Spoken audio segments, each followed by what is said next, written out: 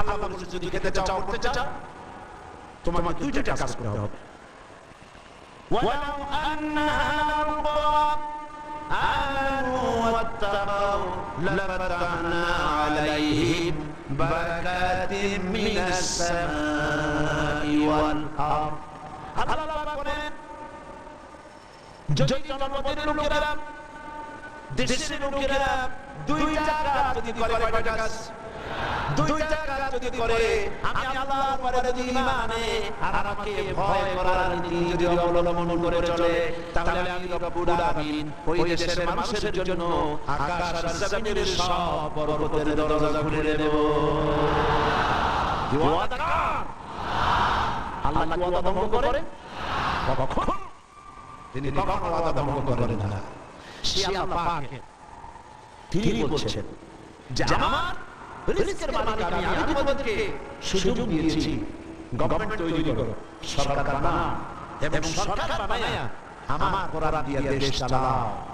তবে কোরআন দিয়ে যদি দেশ না চালাও কোরআন শরীফের মধ্যে আল্লাহ অন্যত্র বলেছেন ক্ষমতা দিয়া আমি চুপ বুঝে বসে থাকি না আল্লাহ কি ঘুমান বলেন আল্লাহ কি ঘুমান হযরত মুসা আলাইহিস সালাম একদিন আল্লাহ বলেন আল্লাহ তুমি নাকি ঘুমাও না আল্লাহ পাক বলেন অবশ্যই ঘুমাই না তোমার বিশ্বাস হয় না কয় আল্লাহ অবশ্যই বিশ্বাস হয় তবে বুঝি না আমার বুঝি আসে না তো যখন তুমি বিশ্বাস করো বুঝে যখন আসে না তাহলে বুঝাই দেবে বিশ্বাস না করলে তো সব বিশ্বাস না করলে কি সব না ইব্রাহিম আলাইহিস সালাম আমাদের বলছিলেন রব্বি আরিনি কাইফা তুহইয়াল মাউতা আয় আল্লাহ তুমি মরারে জিন্দা দাও কেমনে আল্লাহ কয় আল্লাহ তুমি বিশ্বাস করো না হযরত ইব্রাহিম আলাইহিস সালাম বললেন বাবা তিনি নাম বলতে পারতেন না মানে হ্যাঁ আর বাবা মানে দুটো শব্দের অর্থ একরকম না যদিও ব্যবহারিক পদ্ধতিতে বিভিন্ন জায়গায় দুটো একই অর্থ ব্যবহার হয় কিন্তু আর্থিক দিক থেকে অর্থাৎ পারিভাষিক দিক থেকে দুটো অর্থ ব্যবহার হয় হযরত ইব্রাহিম বলতে পারতেন বিশ্বাস করি না তিনি না বলবেন না আল্লাহ বলেন আল্লাহ তুমি বিশ্বাস করো না জবাবে আমার জাতির পিতা কে বললেন আমার জাতির পিতা চিল্লাবেন কে আমার জাতির পিতার নাম কি আমার জাতির পিতা বললেন বাবা এর অর্থ কি হয় না কেন নয় অবশ্যই বিশ্বাস করি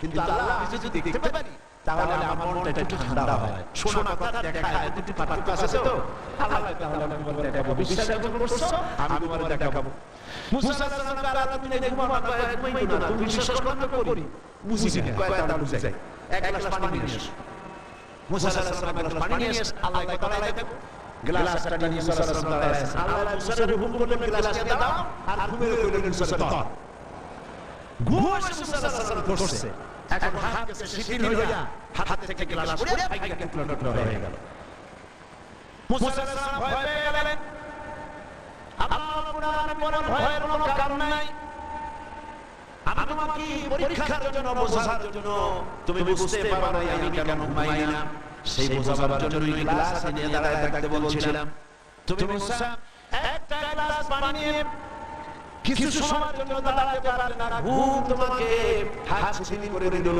গ্লাস থেকে ছুটে চুরমার হয়ে গেল আর তামাম বিশাল আকাশ এই সোলার সিস্টেম এই পৃথিবীতে আকাশের জমিনে গ্রহ নক্ষত্র সৌররাজি নবমণ্ডল ভূমণ্ডল কুল কায়নাত পুরা সৃষ্টি আমার হাতের মুঠার ভিতরে রয়েছে গোটা পৃথিবীর সব কিছুর ট্রাফিক আমি আল্লাহ কন্ট্রোল করি আমি যদি ঘুমায় যাই আকাশ আর জমিনের কোনো সিস্টেম আর বাকি থাকবে না কোরআন শরীফের ভিতরে আল্লাহ রাব্বুল আলামিন সাফ করে বলেছেন লা তাখুযুহু সিনাতু ওয়ালা নাওম পড়েন লা তাখুযুহু সিনাতু ওয়ালা নাওম আল্লাহ ঘুম নাই তন্দ্রা নাই সুবহানাল্লাহ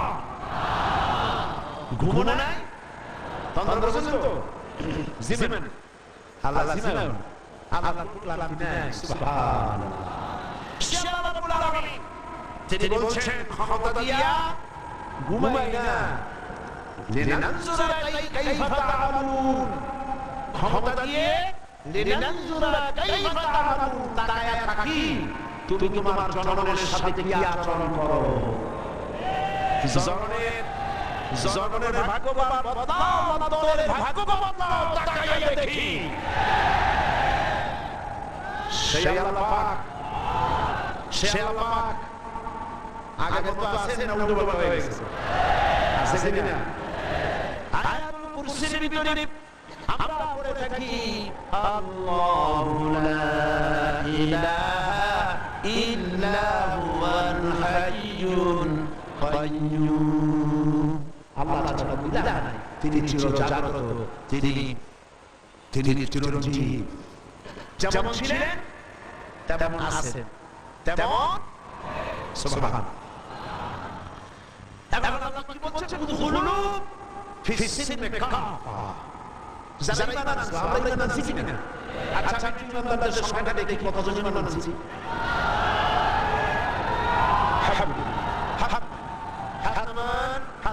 আমরা সবাই ঈমানদার, আমরা সবাই কি? তো ঈমানদারদেরকে আল্লাহ বলছেন উদখুলু ফিস সিলমি, পরিপূর্ণ দাখিল হয়ে যাও। কিসের মধ্যে? সিলমের মধ্যে। আত্মসমর্পণ করো, সারেন্ডার হয়ে যাও। আমাদের জাতির পিতা হযরত ইব্রাহিম আলাইহিস সালামকে আল্লাহ রাব্বুল আলামিন ওয়াদা করলেন আসলিম, সারেন্ডার কর।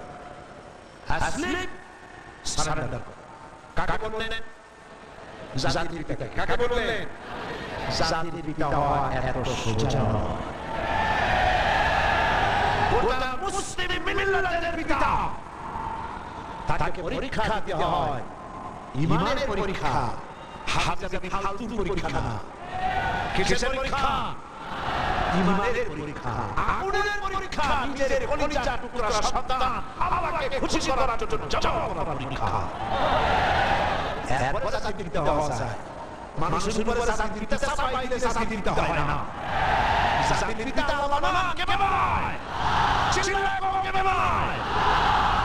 ওই আল্লাহ পাক বলছেন, আমি ইব্রাহিম আলাইহিস সালামকে বললাম আসলিম, সারেন্ডার করো, মাথা নত করো, আত্মসমর্পণ করো।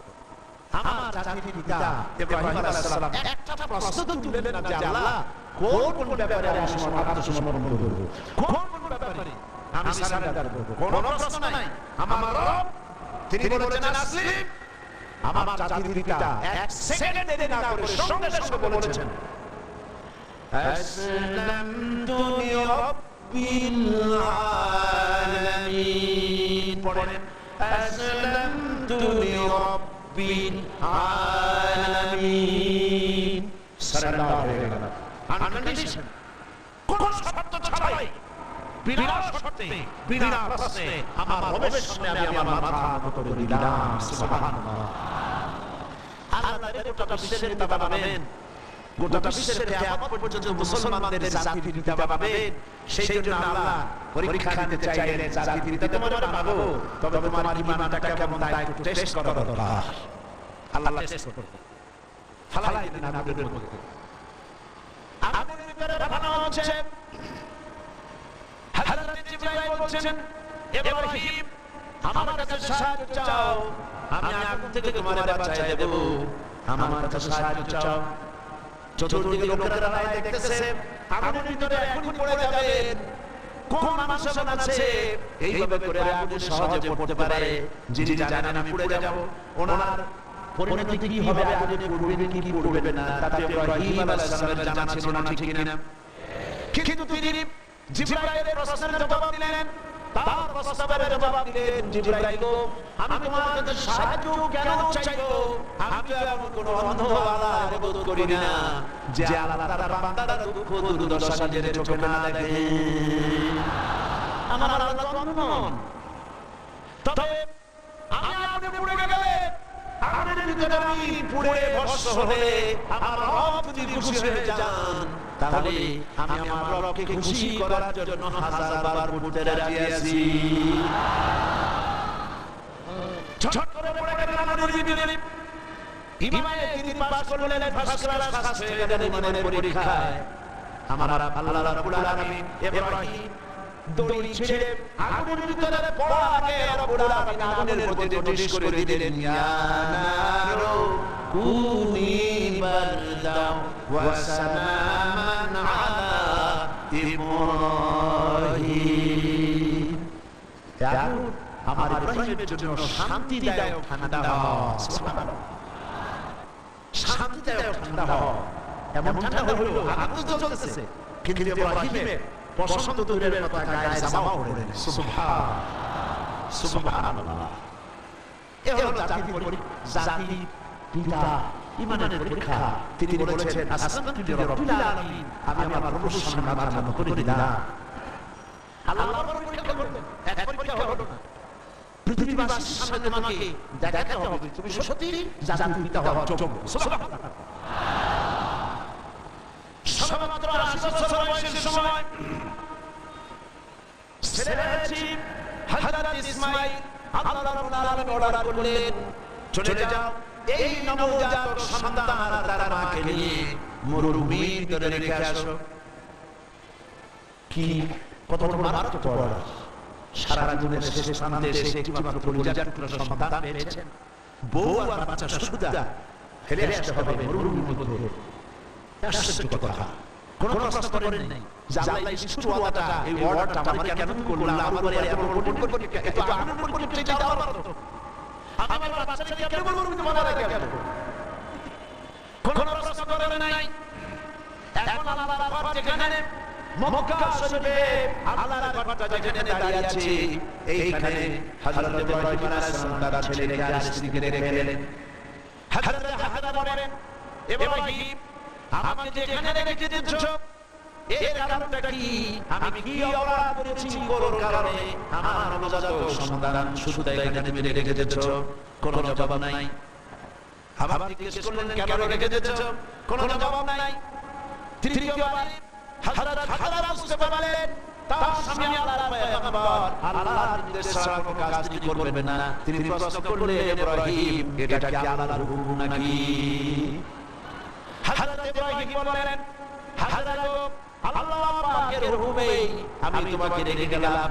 আকাশের দিকে আঙ্গুল উঁচু করলেন, আবেগে ভরা ক্লান্ত হয়ে গেলেন হযরত ইব্রাহিম আলাইহিস সালাম।